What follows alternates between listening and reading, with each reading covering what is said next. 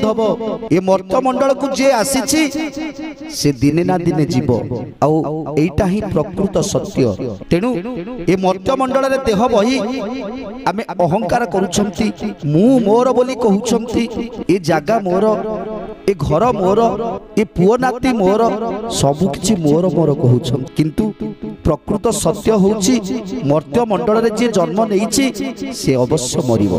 मर्त्यमंडल देह बही देवता होइले मरई